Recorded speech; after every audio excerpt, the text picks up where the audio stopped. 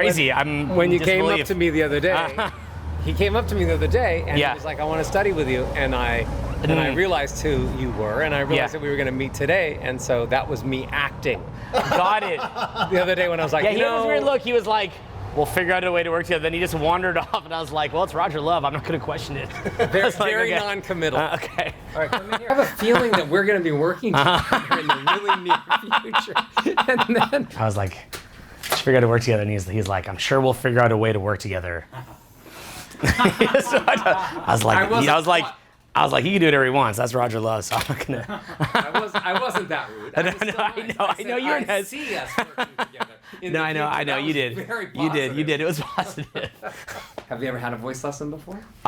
Yeah, a long time ago, I had some vocal help, and I think she gave me great help. I think where I failed was I probably didn't follow up enough on what she told me to do outside the session, which I think is common with coaching sometimes. So, I mean, back in the day, I could talk for like 4 days, like most of the day. You know, but when you're doing seminars, is it mostly you talking and teaching, or is it bringing people up and letting them talk? Well, funny enough, in order to manage this, I've had to learn how to do like incorporate videos or bringing people up, because I know that if I just talk the whole day, eventually this is just going to go out. I already got it. Got it? Yeah. Simple. Okay. Hey, what up? Okay, how's it going? It's Owen from Real Social Dynamics. Welcome to the video. Like that? Well, that'd be if I was in front of 500 or 1,000 people. With no mic and with your head in a basket? I actually could do it with no mic, yeah. But, in front of all the people. Why speak that You know, it goes back to the background. So I teach dating advice, and so we teach guys to be able to. A lot of guys in dating advice, they walk up to the girl and they're like, "Hey," like that, and it just crushes their results. So we teach them to actually like make an impact. You weren't. That wasn't. Just, hey, I want to go on a date with you. That was. No, not at a girl. But sometimes we teach them to meet girls in a nightclub, and the music's pounding, and you're just like, "Hey," you know, and they'll just come right over. Okay. Right? Because a lot of guys are like, "Hey," and it just doesn't work. Stop. There's a way of creating volume and thickness and power to the voice and not shouting. I often have to speak for 4 days in a row. I do seminars that are 4 days, and I don't bring in other speakers. So I literally am on stage from 9 o'clock in the morning, sometimes until 11 o'clock at night, so 4 days in a row. Yeah. I never would make those sounds that you just made me. Got it. Because you're creating a lot of pressure sure. on the voice. So I'm going to show you an effective way of getting all the volume you want, and so that you'll understand also how to teach it to the people that you're doing. Not only teach by example, but you'll be able to recognize, oh, I see why that person sounds so mousy or sounds so close, or why women don't listen to that. Believe me, I've spent a lot of time focusing on the male and female voice as far as attractiveness too. Really, my thing when it comes to the speaking voice is to be able to teach people to control the perception of the other people within a second, so that the second that person opens their mouth, if it's a potential date or a potential lifelong partner or sex for the night, it's still about, can I control the perception of the other person? Knowing that the words I say hardly matter at all, it's going to come down to the sounds that my voice makes and the way that those sounds make them feel, and then words in a third or fourth position after physiology and after other things. So I've spent a lot of time trying to figure out what sounds are attractive and what sounds are not. Great. So I'm going to take you out of this place, which is kind of like your safe mode. In other words, like Michael Jackson when he got off the stage, he could only talk like this. Yeah. That's like me. So he's like, and I'm like, what's up? It's like, I'm saving my voice. So he literally was in saving my voice mode all the time. Me too. Except when he went to speak. Stevie Wonder likes to do that. Prince was 100% in safe mode all the time. Prince never even spoke. I mean, he hardly ever spoke. And when he did speak, he would just be like really, really soft. I'm like, why are you speaking so soft? Again, I'm in safe mode. So you've created this kind of a safe mode. It's true. But your safe mode is too airy, and it's making your... So even my safe mode isn't even safe. Oh, your safe mode is so not safe. Okay. Because do you know the number one thing that's the hardest on the voice is whispering? You're making your vocal cords a million times more dry, more puffy, and more swollen. So not only do I have to have a voice for you that operates in I'm on and there's people paying me to speak and learn from me, but I need to have a voice for you that works on I'm off. No one is paying me to do anything, and I'm just trying to recuperate so that I can get back on stage the next day. Got it. I'm going to take you through one exercise so that I can hear. I've already heard the sounds I need to, but I want to hear now how high and low it goes and what changes. So let's do this. Say, ah. Don't think of this as singing exercises. Okay. Think of these as voice exercises. I'm like, whoa. Okay, sure. You have a misconception. Anytime that a sound is really harsh and it's not swimming in some air, if it's edgy like that, it's irritating the vocal cords. The vocal cords need air. They want air to come through them and make them open and close so that they vibrate beautifully. You kind of come from a very closed place to make volume instead of air. Here I am right here and I'm speaking to you very close. I'm extremely close to you. Yeah. And this is my volume. Yeah. And now I'm going to walk away from you. I'm going to walk away from you. And I'm not as far as I can go in this room. And now what I'm saying to you is I haven't gotten any louder. Can you absolutely hear me? 500 feet away. And then I do this. Now I'm going to walk closer to you, walk closer to you. Going to get any softer? I'm not going to get any softer. I'm not going to get any softer. And I actually maintain the same volume that I had first time, right? The bottom line is that what I'm explaining to you is when the vocal cords vibrate the way they're supposed to, when the right amount of air comes through the system, you don't have to be louder when there's 500 people there. Yeah. You just have to be open throat and the air comes to the right place. And I can do 1,000 people at this volume. Now say this for me, say, wee! Wee! Feel it vibrate in your hand? That's called chest voice. Say wee! Wee! Let's do it again. Wee! Wee! Now that's hoarse for you because you never go up there and visit it. So that voice we call head voice because it feels like it doesn't vibrate here so much, kind of feels like it vibrates up on the top part. Most people, when they try to go back and forth between chest voice and head voice, now I know you have a problem in head voice too, but most people, when they're not hoarse, and you, when you're not hoarse and your cords are not swollen, you still might have a problem when you try to go back and forth between chest and head, or if you tried to sing. Do you like to sing? I never have. All right, then I'm going to make you a better singer anyways. That's a byproduct. You get that for free. I'm going to throw it in. So when you hear people trying to go from low to high, they run into that area where they don't know what to do. Ah, it breaks. Ah, land of the free and the... So most people think that there's only two voices, chest voice and head voice. But what I've learned over the years is that there's another voice called middle voice, which sits in between chest and head. And middle voice is amazing. It ties together all the lows down here and all the beautiful highs up in the top part of the range. It ties it all together. You need to have all three of those voices for your voice to be in great shape, for your throat to be open, for the vocal cords to do what they're supposed to do, for you to have control over all the different possible sounds that you might want to make when you're talking to someone, and when you want to shake them out of the ridiculousness they think about relationships, or when you want to be passionate and kind and have those kind of sounds. So you must have all three voices, or you're never going to be an incredible speaker with lots of range and melody and volume and control. More important than all of that, and that's already fairly important, each voice has its own set of sounds and has its own set of emotions that are attached to those sounds. So there are emotions that I can bring across and make people feel in chest voice that I can't do in head voice or in middle. Each voice has certain sounds, and those vibrations, when they are heard, they trigger thoughts and memories and emotions in the bodies of the people that hear those sounds. So you wouldn't want to miss out on that. So the goal is for me to give you all of what's possible sound-wise, and then you decide where you want to play it. You decide when you want to be down low. You decide when you want to be up high. And it all just fits together. Do you understand? Yeah. And on the way back down, come back to pure chest. Go, go, go, go, go, go, go. Roger. This is getting interesting.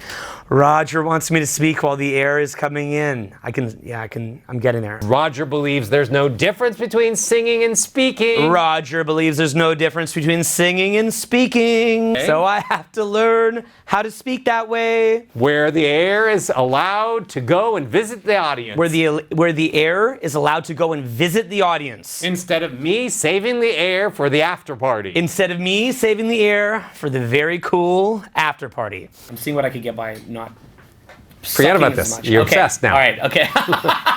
You're right. Okay. And that's why it's hard for me to listen to myself for that many hours. And that's why it's hard for me. It's actually quite easy for me to listen to myself, but okay.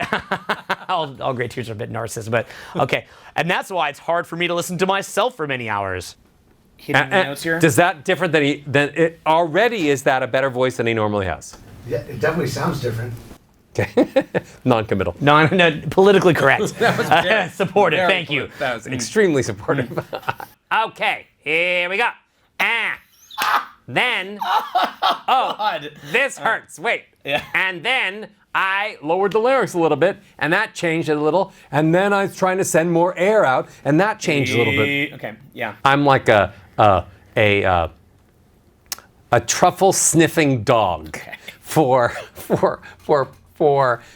knowing when someone is, I'm taking them into a dangerous territory. That's going to be a stolen turn of phrase. All right. You get what I mean? Yeah. I'm very good at I'm very good at listening. Okay. And knowing when people are straining. Yeah. You haven't done any straining yet. Okay. But it's like my default that's blown this caused problems, right? So to try it in a new way. Okay. Well, why are you talking to me like I'm not already a part of your life? All right. Okay. Didn't we just make promises to one another? I know. You clearly don't understand a thing about relationships. Like, am I getting it there? Like, right now as I'm speaking, is that lower? Yes. Or am I getting back? Wait. You were lower. This is too much. I'm never going to be able to talk again. That's all that's going to happen after this. I'm just never opening my mouth again. You're right. Roger, thank you very much. We're going to have to shift our whole business. I'm doing writing. I'm a vlogger now. Okay. No, you'll just be sitting on my lap as a ventriloquist. Stop it, dirty little man. So if I just learned nothing else from Roger. And if I just learned nothing else from Roger. It would be that I have to lower my Adam's apple. Yeah, it's immediate. It's crazy. So then you have control of that. A lot of people can't do that. Okay. So when I started studying voice, it took me a year to learn how to breathe right. Now I was 13. Okay. It's not going to take you a year. But I'm just saying that we fight the battles that need to be won right this second. Okay. The first battle. Roger says I've got to lower my Adam's apple. You've gotten used to having high larynx. So it's like you're wearing a choker. So once you do the exercises for a week, the larynx will stay down. Everything that I do is designed to lead us the fastest to unconscious competence. Or I wouldn't do it. I'd find another way. Also breathe in through your nose only. Because remember we talked about this? You have turbinates in your nose, filters. And when you breathe in through your nose, the air passes through those filters and it becomes moist air so that it doesn't dry out your throat. When you breathe in through your mouth, it immediately dries your throat. That an issue going on there. Some people have told me that I sniff a lot, that maybe my nose is congested. Like, and maybe it is. Yeah, some people suggest I should get a surgery to open it up or things like that. I don't know. No. Don't worry I'm about that for against now. all surgeries. And the bottom line is you don't have to take that much air in because there's always air in the lungs. You just have to top it off. Just whatever air you can get through your nose. If it's a small nose, if it's a deviated septum inside, if you sniff, it doesn't matter. Any air that you can get into the nose is platinum air. So, got it. Okay, great word. So you're saying that never do, maybe not never, but in particularly my case, don't do the surgery, just let's fix everything that we fix before we think about that. I make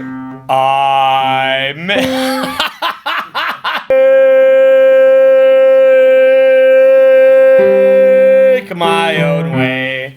Does the top note feel a little different than you normally feel? It feels amazing. It's hard to support my voice in regular conversation like that. Well, it's going to not be. Okay. I'm going to get it. My job will be that I have to get it, Got it. there. Now, of course, it should feel weird every second. But when you got to that spot and just kind of like pour it out, that's Much better. That's the resonance that I actually need to infiltrate the whole rest of the troops. What makes me who I am, the level of teacher that I am, is that I found a way of doing it bit by bit, simple. Because that's the only way people really learn. And I try to make it fun, but it's supposed to be simple. Don't make it so hard on yourself. Okay. Don't freak out that you don't have the breathing yet. You're not going to have the breathing this week. You'll be lucky if you have the breathing really well in a couple of months. Okay? Okay. But that's not going to stop us. 10 minutes a day of vocal exercises. Okay. Not every day. Like if you're off Saturday and Sunday, you don't have to do it. Okay. So out of 7 days, you have to do it every day that you're going to speak. Okay. I mean, every day that you're going to speak for public or camera or whatever, then you're going to warm up. Right now, we wanted to slay the biggest dragon. The biggest dragon are those 2 knots that we found. Here's one in your garden hose that goes up and closes your throat. And the other knot is, I'm not good at letting my stomach come back in. You're all turkey and no gravy. Okay. Okay? You're like, I made you a turkey dinner. Great lines. I made you turkey dinner. What? What don't you like about the turkey dinner? I'm like, do you have any gravy? I'm like, what? What are you saying about my turkey? You don't like the turkey? So the turkey is the chest voice. And the edge. Yeah. And the gravy is the air. The gravy And it's is so there. nice when you get turkey with just It's the right so amount nice of when gravy. you get turkey with just the right amount of And gravy. then you put the other things, the sweet potatoes and the whatever. And the then sweet you have an potatoes. amazing Thanksgiving and meal. you have an amazing Thanksgiving So meal. you've just been serving dry turkey, and it's and that dry turkey eventually is tough to chew, tough to swallow. You're asking your audience. These are the pimpest lines I've heard in my life. She could teach our course. He said this to a woman, she'd be dying. This is epic. Okay, yeah. The turkey. You understand? Where's the gravy? Right. So okay. so turkey alone, gravy alone. Gravy alone. And they're Turkey alone. She's The like, gravy and she's the like, turkey. There's like, where's the turkey? I can't just eat gravy for Thanksgiving. Why would I do that? They're like, okay, so you have the turkey, and you have the gravy, and you put them together, and they look good on any plate. You have, how old are you? 27? 36. All right, 36. So for 35 years, you've been speaking your way, and people have been listening to you. So you're doing certain things right. You have a lot of personality. And kind of what I'm adding to it is more of a openness, more of a gentleness, more of a beauty to your voice. You've kind of just been a little bit, you're getting by on great content, you're getting by on great personality, and you're getting by on the passion of you loving to speak and you loving to present. And people are like, I could listen to him all day. I love him. I want to take him home and snuggle him. But you're not showcasing all the different sides of your personality. Okay. Does that make sense? Yes. You're a bit of a steamroller. Oh yeah, definitely. I help people, when I say helping them find their voice, it's not a voice that they have to push out. It's the voice that comes out because there's nothing blocking it. The throat's open, the vocal cords are doing what they're supposed to do, the air comes in and out. It's a lot easier. When I take people to sing 3-4 octaves of range all the way up and down, they're amazing and they sound incredible. You're like, how does somebody sing like that? And I say, without any pressure, without any straining. And they were straining before. That's why they couldn't do that. That was a very good first lesson. Thank you. Thank you very much. Thank you very much. For years, I've been talking about how voice isn't just about singing, and how that a great speaker or an entrepreneur or someone who goes on a date should be able to influence the person or many people that they're speaking to in the same way that a singer does. When a singer gets on stage and sings a song about heartache, there's tons of people crying in the audience. And when they're singing a song that makes people get up and dance, and you can't stop yourself, and you're not even a dancer, but you're standing on the seats and you're jumping up and down, that's powerful. So that's a lot of influence, and all that's happening by music and the sounds that are coming out of that singer's mouth. So I really spent a lot of years only focusing on singers and helping them have the best sounds that they could get out of their mouths to influence hundreds of thousands and sometimes millions of people. And then speakers started coming to me, like Tony Robbins and Susie Orman and John Gray and Glenn Beck and people like that. And they were like, we want you to work on my voice. And I'd be like, nah, that's not my thing. I'm really just a singing coach. And they were like, well, we've been to other coaches and we're still having problems, or we want to speak all day. Tony Robbins wanted to speak all day and night and only wanted to sleep 2 hours. And he wanted to talk big and strong for 23 hours a day. So I just said no for a while, but then the people that were coming to me were so interesting that eventually I just was like, look, there's got to be a reason that all of these speakers and influencers, aside from singers, were coming to me. So I started saying yes. And in the beginning, I was thinking, well, I got to start from scratch. I've spent my whole life learning how to be a singing coach and working with sound, and now I have to learn everything from scratch, because clearly speaking is different. So I can put a singer on stage and they can sing for 50,000 people and sell a whole lot of t-shirts and sell a lot of records, but that's got to be different if someone is just speaking. And so I studied and I read books and I tried to conceptualize, and after lots and lots and lots of study, and I studied with laryngologists, throat doctors, and relationship experts, and everything I could learn about the speaking voice. And what I realized was that there's no difference at all. I came full circle. I realized that there's no difference between singing and speaking. That when you're singing, it's about how loud you are sometimes and how soft you are sometimes. It's about how high you are sometimes and how low you are sometimes. It's about what kind of melody it is. Does it go up or does it go down? Or does it stay on the same note? And then I started basically teaching all of these famous speakers that were coming to me how to put the right kind of music in their voices, because I realized there was no difference. Speaking is singing, singing is speaking. You only have one set of vocal cords. You only have one set of lungs. You're sending air to the vocal cords and you're opening your mouth and sound comes out. The brain doesn't differentiate between speaking and singing. And I realized that by controlling the melodies and controlling the volumes and controlling the air, that my speakers were suddenly having greater influence over the people they were speaking to. So I say that a great speaker, and I think everyone should be a great speaker, whether you're working at the supermarket or whether you're working at the dry cleaner, I think everyone is a public speaker. So if I'm working at the supermarket, then the next customer who comes up to the line, they're my public, and I'm a public speaker because there's somebody around. That's my customer coming right up next. So what happens is I believe every speaker should be able to, one, control the perception of how other people think about them instantly.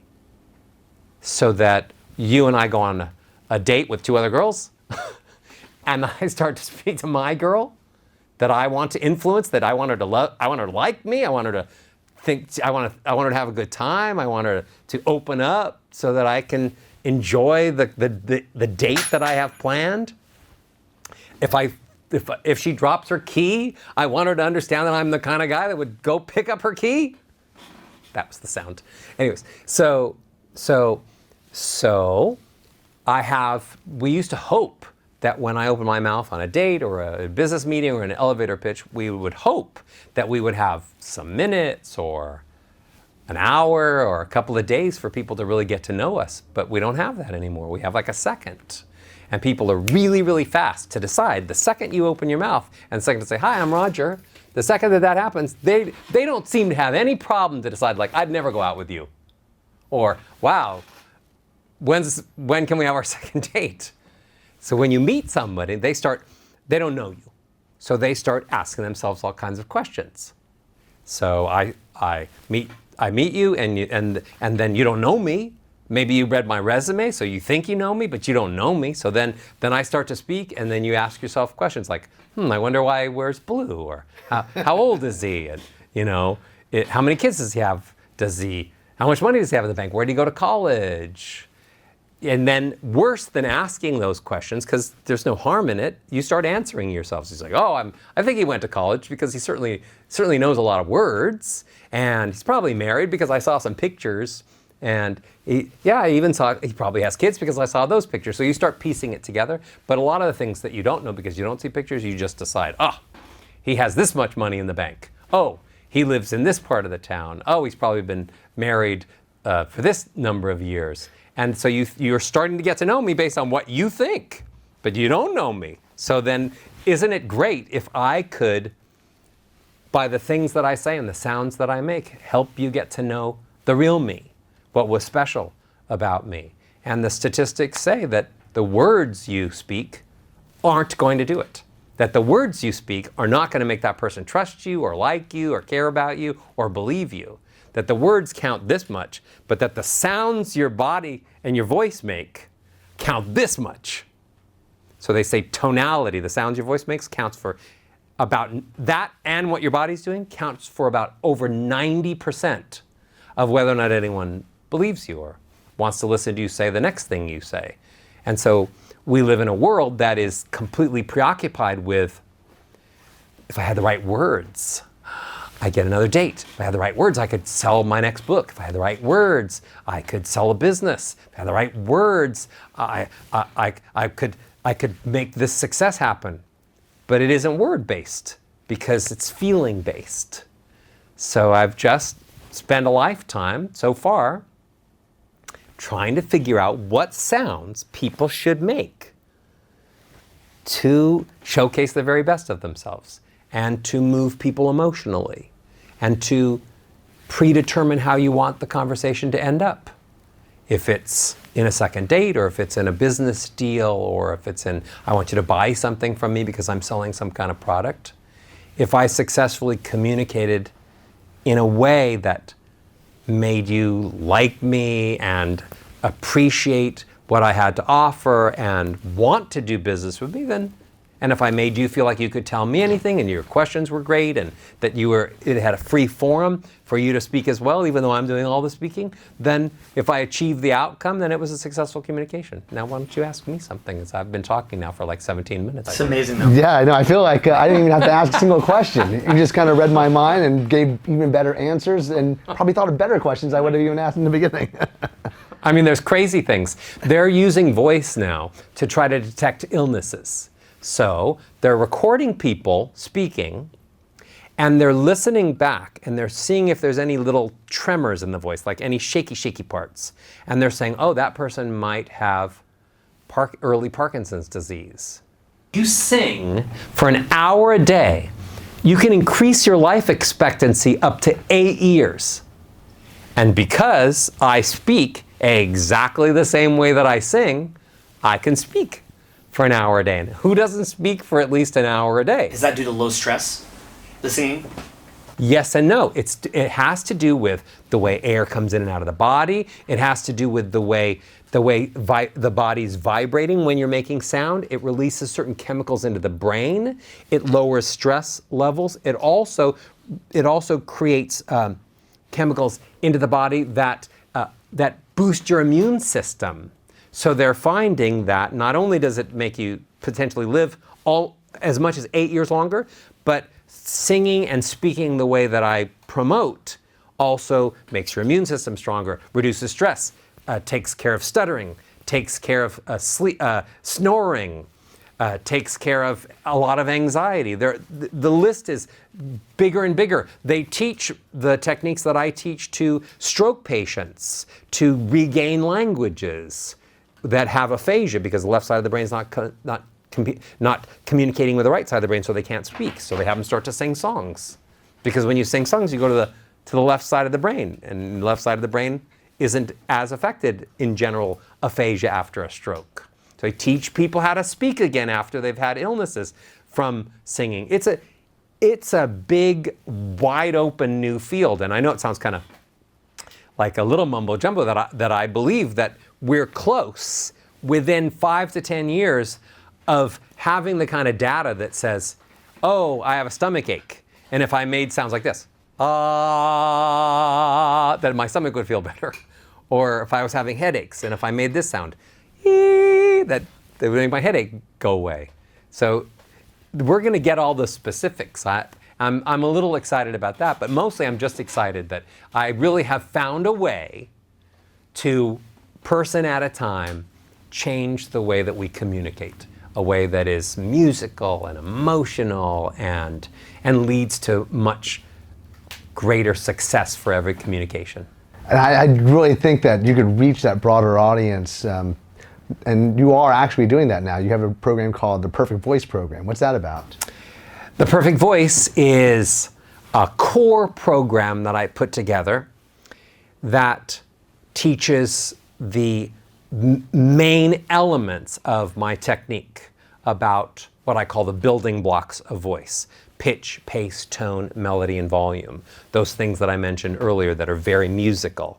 It talks about how to put those into your voice. It gives you very simple exercises so that you can control your volume, so that you can control your melodies, so that you can control your voice if it's too high or if it's too low, so that you can fix your breathing. And the Perfect Voice is probably my most successful program because it's a really good foundation. And then to the Perfect Voice system, I've added these bonus materials. One is money in the workplace, how to speak specifically to get the most out of business success. Why you're wasting your time going in with all of these words that you've prepared to ask your boss for a raise. And you've spent all night preparing every little word that you could possibly put together, every reason why you deserve a raise. And you go in, you've memorized it, you go into the office and you sit down in front of your boss, and if you're not sweating already, somehow you summoned every bit of confidence that you have, and you start to tell your boss everything that's on that list of words that you made.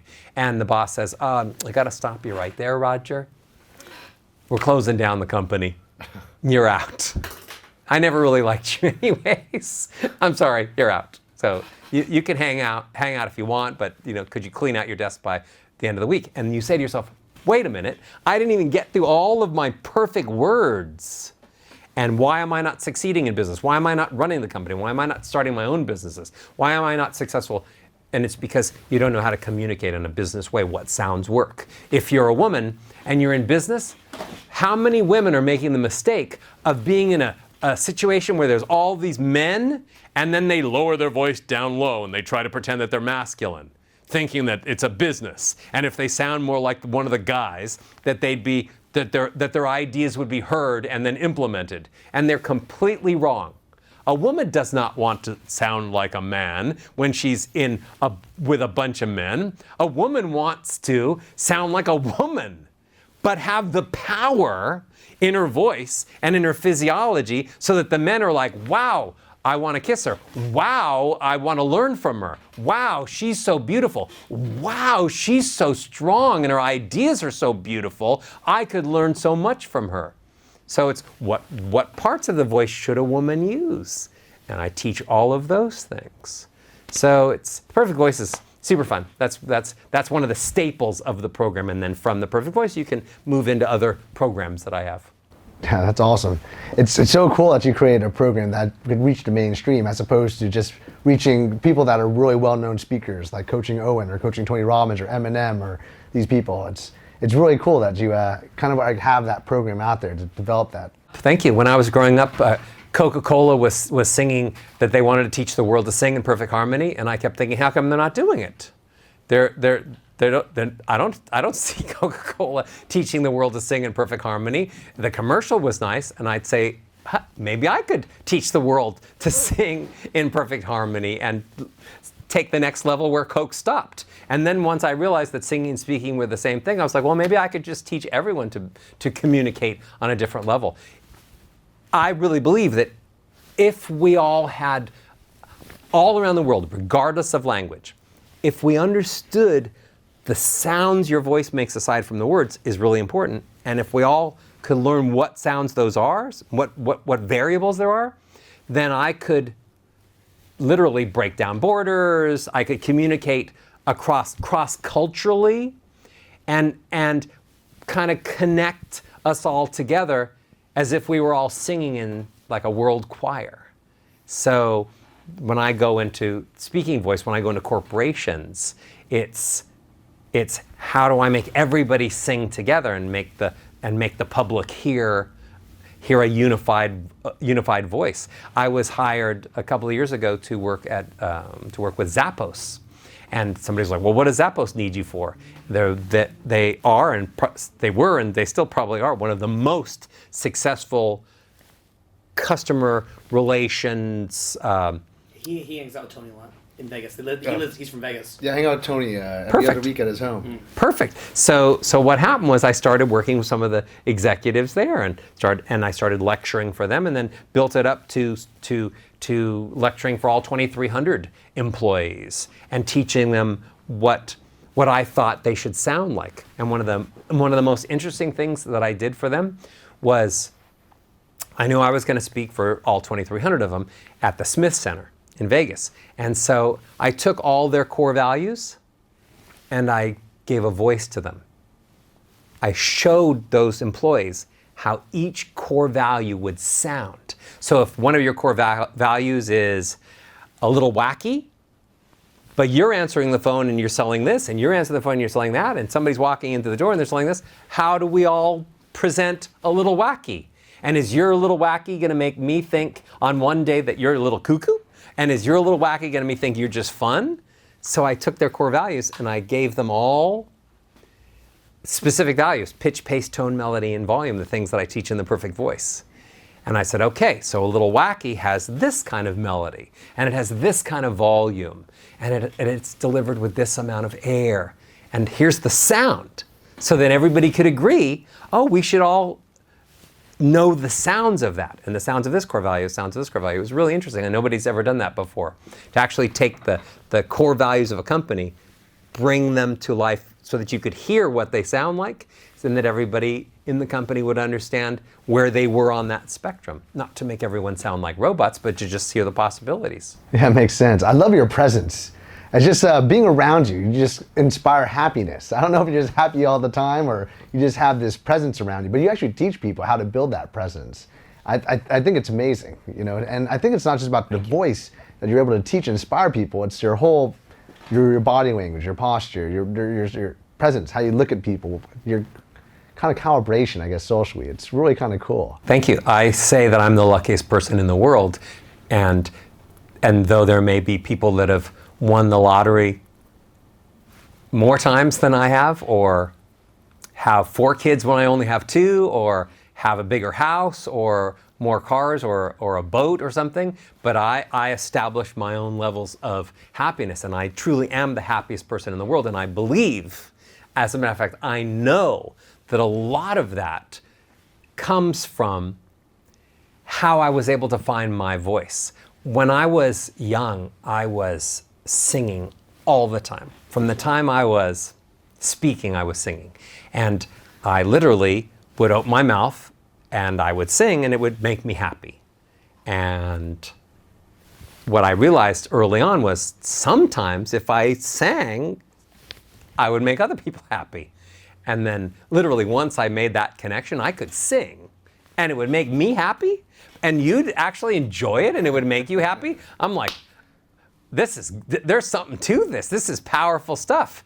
And so then I would sing and really use that as a source of happiness and self-confidence. And I was the normal kid, the average, you know, my parents didn't have a lot of money, but we weren't starving. We were very kind of low middle class. And then when I was 10 years old, I had a problem, which is I started having I had osteomyelitis. I had these tumors that were growing in my leg.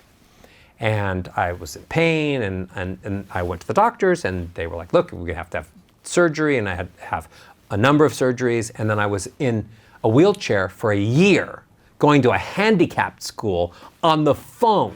So I couldn't go back. I couldn't go to school. I'm 10 years old. I couldn't go to public school because they wouldn't let me in all of a sudden, and it wasn't set up like it is now. So I went to a handicapped school, and literally what that meant was I'd get out of bed, get into the wheelchair, and I'd roll myself 5 feet to an area that I said, this is my desk, and put my headset on, and I would go to school all day. So for like a year and a half, I went to school just over the phone. So I wasn't going out, I wasn't having any friends, I was nothing. I was just kind of me in the room. And I learned that, I think that really helped me learn to communicate, because I really wasn't seeing, other than my family, I wasn't seeing anybody because I was confined to the wheelchair. I know a lot of people have a lot worse conditions than that, but for me that was devastating. But I was only using my voice to communicate with the teachers and the other students. Anyways, I was still limping and having problems with my leg by the time I was 15 years old. And all of a sudden I found myself back in school, and I was overweight because I couldn't exercise. I just learned how to walk again. And I didn't have any friends because I don't know where all the friends were. I wasn't 7 or 8, but they weren't around anymore. And I really had to rebuild my life. And I used voice to do it. I would go to school and I would bring my guitar sometimes, and I'd just sit by myself and play at lunch. And people would come over eventually, and they're like, what are you doing? And I'm like, oh, I'm just playing, sing with me, and I'd sing. And I used voice, not just at school, but just used singing in general to rebuild a life for myself, because I wasn't feeling very special at 14, 15 years old. I was feeling pretty not special, but I could sing. So then I was like, that's it. I'm just gonna really be a great singer and make music and start writing songs, and that built my self-confidence. And all of a sudden I was special. And then I started winning all of these singing competitions. And by the time I was 17 years old, I was voted the #1 voice in the state of California. And every college offered me a scholarship, a full scholarship. And I'm like, no, I'm just like that chubby kid that just got out of the wheelchair. And I'm like, but no, now I have so much confidence in my voice, and I use that confidence in singing, and it gave me self-respect and gave me self-confidence, and it started shining in the rest of the world. And when I was 16 and a half, my voice teacher left to go away to Canada to teach a master class, and he said, can you come over after school and teach some lessons? And I'd be like, well, I would, but I don't know how to teach. And he said, I'm gonna pay you $100 an hour. It's amazing how that changes things around. I'm 16 years old. I said, but I don't know how to teach. He goes, I'm gonna pay you $100 an hour. Again, he says to me, I'm like, all right, I'll come over after school. So I go over after school. I'm pretty sure my mom had to drive me, because I don't even remember that I was driving. I was 16 years old. Maybe I just got my permit, so maybe she had to come with me. She would drop me off at the studio, and my first day, pretending to be a voice teacher, with all the confidence that I had from feeling great about singing and that I was really going someplace. My first student, Brian Wilson of the Beach Boys, and then Earth, Wind & Fire, and the Jacksons, and the Fifth Dimension, and all these super groups. And I'm thinking, well, this is not going to end well, because they're all superstars, and I'm a 16-year-old kid who doesn't know how to teach. And I just told myself, maybe if I sound like my teacher, who was 50, maybe if I just sound like my teacher, they won't notice. They won't notice. And they kept saying to me, how old are you? And I'd be like, oh, age doesn't matter. And then my voice teacher had this amazing speaking voice, and he just commanded the room and had all of this volume and all of this melody, and it was so powerful. And when my voice teacher would call my mom's office to where she was working to schedule a voice lesson, the receptionist would be like, oh. They would get all giddy because just on the sound of his voice. So I said, I'm just going to pretend to sound like my voice teacher. So that's all I had.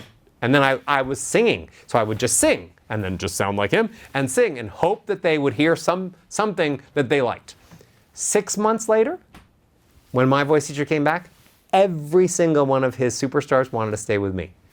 Because we found together that I had an ability to change people's voices and that I was all heart.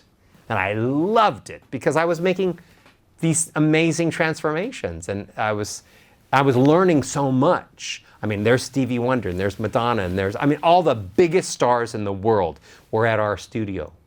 And I was being able to learn and work with these incredible superstars. And I knew, so at 16 and a half, he made me junior partner. And he said, okay, you're a junior partner. Why? It was a smart move on his part because if all his students want to go with me, I'm suddenly junior partner. Now he makes 50% of everything that I made. So it was a good business move. And it was incredible for me because suddenly I'm now the number 2 most famous voice teacher in the world, and I'm only 16 and a half. So I continued to go to school and continued to sing and continued to do everything that I was, went to college, but all the whole rest of the time I was teaching. So I got a lot of years in early on a very high level. But like I said, I did that for 17 years before the speakers started coming to me. So I've had a lifetime of using voice on myself to rebuild my own life and create a life and bring the right people into my life. I've been married 26 years to the same woman who I love. And that's in Los Angeles dog relationship years. I think that's 590 or something. That's a lot of years, right? And we have 2 kids, and they're amazing. And one of my daughters, who's 21, just graduated a year early from college, and her name's Madison Love, and she signed a publishing deal, and she has 3. At this moment that you and I are talking, she has 3 songs on the charts that she co-wrote. She co-wrote Jason Derulo's latest hit, Kiss the Sky, which is going to be a big hit. And it's the theme song from the movie Storks, which is the new animation film for Warner Brothers coming out September 23rd. Outstanding. And she wrote another song called Broken, and Adam Lampert singing it with this group Tritonal is producing it. And she has another song out by this group called Coyote Kisses, and that's called Waiting for You, and she's singing it, and she's only back from college 2 months. She has 4 songs on the charts, and record companies now are offering her own solo deal, and so she's created her voice at a young age, and she's gonna be a successful songwriter. She's already a successful songwriter and singer, and that'll influence, millions and millions of people. It's already starting to. And my son, who is 13, he's in a band. He plays the guitar, plays the bass, plays the drums. He's in a band called The Negotiators, and they play all around town. They play the whiskey, they play the clubs. That I've been able to not force He's 13. 13. And he's in the whiskey Yeah, oh my gosh, totally. at night. Yeah, they do the whiskey all the time. Wow. Not drinking it, the club, the whiskey, know. whiskey and cocoa. We don't let them drink. But I didn't force any of them to take lessons, to take singing lessons, to take piano lessons. I waited.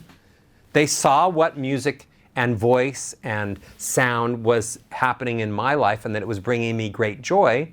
And whenever they were ready, they'd say, I'd really like to take piano lessons. And I'd say, okay, if you want to. I really like to take guitar lessons. Okay, I'm here for you, anytime. Do you want to take, and I really like, Dad, I'm having trouble singing this one song. Could you help me work on this song? Okay, I'm here for you. But it wasn't forced. And then they found their own way. And music and voice and sound and the way they speak, they're all amazing communicators. So it's, my life is an experiment and a beautiful experiment in the possibilities of sound in general, how it affects relationships, how it does businesses, how it affects children, how it affects corporations. And, like I said, I'm just still at the beginning. I still think I'm a baby at this. Whenever I think that's it, what else could voice do?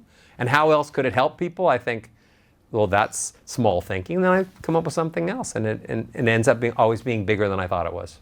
Awesome. I really appreciate your being a part of coaching him and us being able to be a part of what you're doing here. This is amazing. Oh, I have a huge soft spot in my heart for people that are using the power of your voices to teach people things that they might not be able to get anywhere else. So we're all preaching to the chorus. We're all just, we're all in a choir together, and we're anything that I can do to help anybody else sing louder, speak louder, and move people more emotionally and have them learn things and make the world a little bit better place. I'm always in.